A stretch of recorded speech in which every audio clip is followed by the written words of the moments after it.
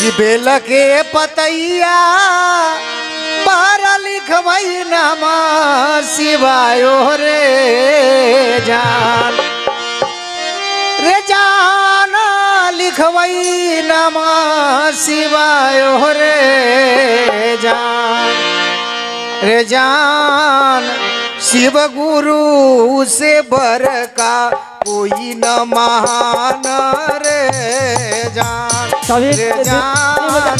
शिव गुरु से बर का कोई न महान रे जान।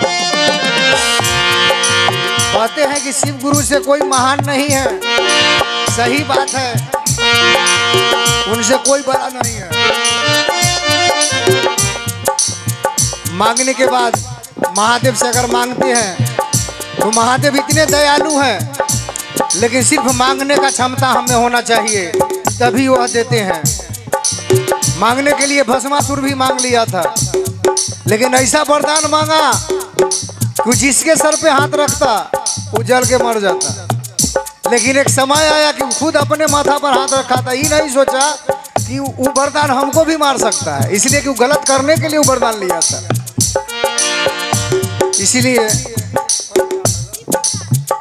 और हमारे विपिन राय जी, उनके तरफ से महादेव के चरणों में ढेर सारा पुरस्कार है। हमारी तरफ से विपिन भैया को नमस्कार है और महादेव शिव के चरण तरफ से सदा जय जयकार रहे, सदा कल्याण करे, सदा झोली भरा रहे, यही महादेव से हम निवेदन करेंगे। बेल के पतैया पर लिखवई नामा शिवायो रे जान लिखवई नामा शिवायो रे जान शिव गुरु से बर का कोई न महान रे जान शिव गुरु से बर का कोई न महान रे जान।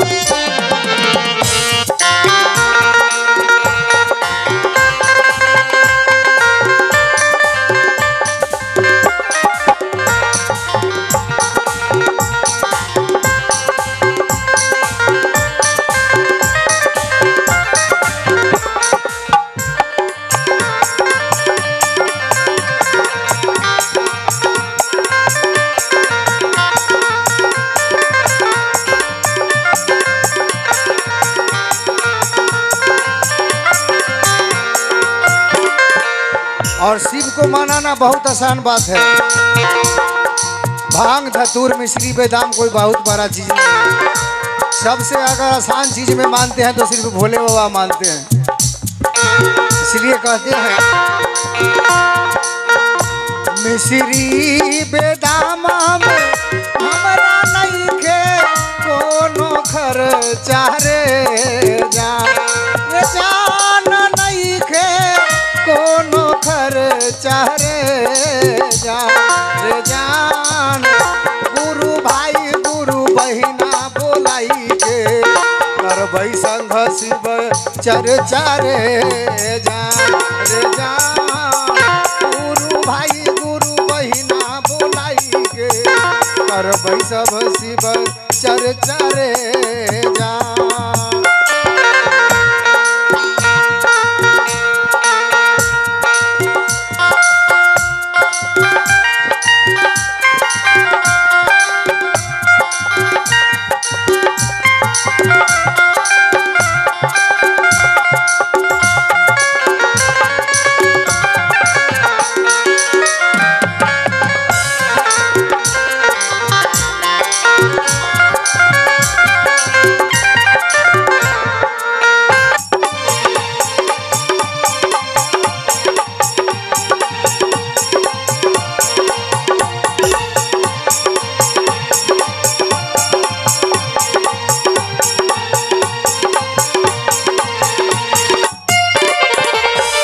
श्रद्धा भाव से करबै हमहू संघ शिव चर्चा रे जान करबै हम शिव चर्चा रे जान।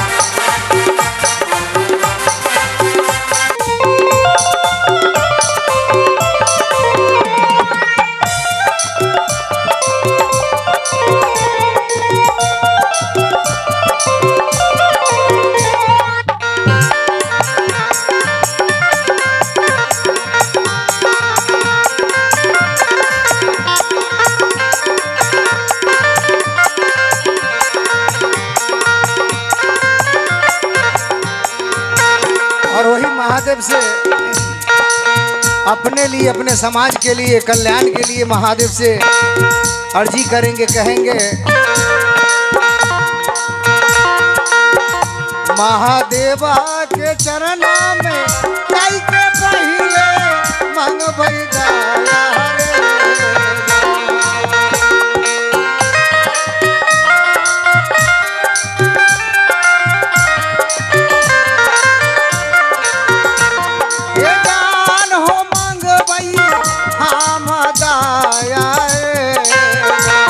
रे जान सब समाज के करिह तू कल्याण रे।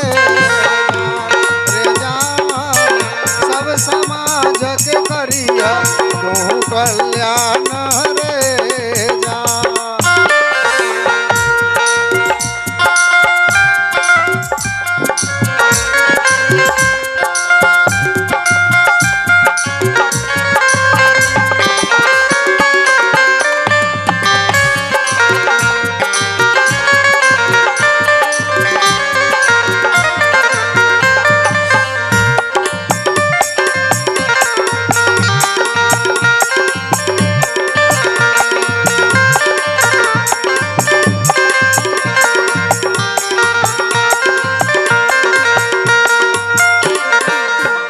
तीनों लोका के स्वामी हो छथिन भोले महादानी रे। रे जान रे भोले महादानी रे। रे जान शिव गुरु से बड़का कोई न महान रे जान। रे जान शिव गुरु से बड़का कोई न महान।